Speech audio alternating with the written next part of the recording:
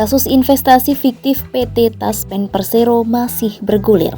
Perkembangan terbaru, kerugian negara dalam kasus tersebut mencapai 1 triliun rupiah.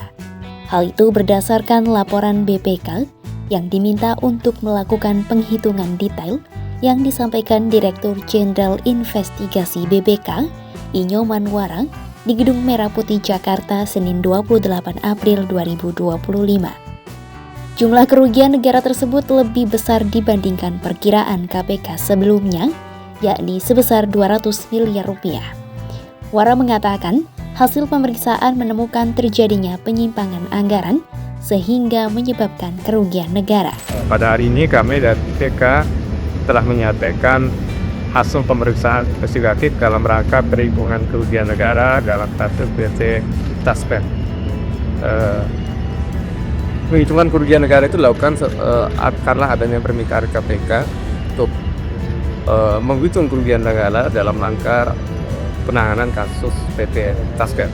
Dari hasil pemeriksaan BPK menyimpulkan adanya penyimpangan yang berindikasi pidana yang mengakibatkan adanya kerugian negara. Kerugian negara dalam kasus ini adalah sebesar 1 triliun.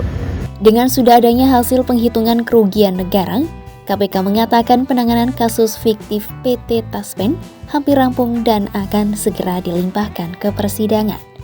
Lalu, bagaimana perjalanan kasus investasi fiktif PT Taspen? Dalam kasus ini, KPK telah menetapkan 2 tersangka, yakni mantan Direktur Utama PT Taspen Persero, Antonius N.S. Kosasih, dan mantan Direktur Utama PT Insight Investment Management atau PT IIM, Ekiawan Heri Primarianto.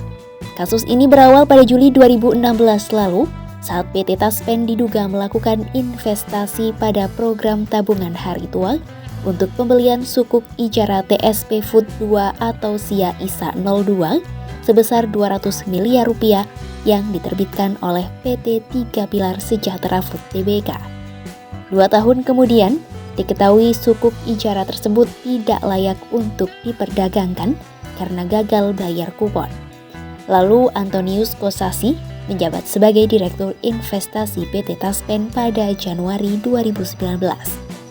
Dan saat itulah mulai ada pertemuan-pertemuan antara tersangka dengan Dirut PT Insight Investment Management.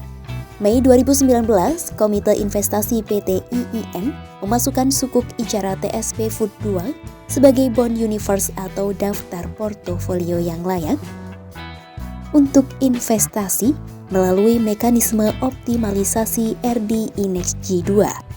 Namun keputusan itu bertentangan dengan ketentuan Akta Kontrak Investasi Kolektif Reksadana Insight Tunas Bangsa Balance Fund 2. Pasalnya saat itu peringkat sukuk tersebut gagal bayar dan kondisi PKPU sehingga masuk kategori non-investment grade atau tidak layak investasi dan beresiko tinggi. KPK menduga perbuatan itu membuat beberapa pihak dan koperasi mendapatkan keuntungan, termasuk kedua tersangka.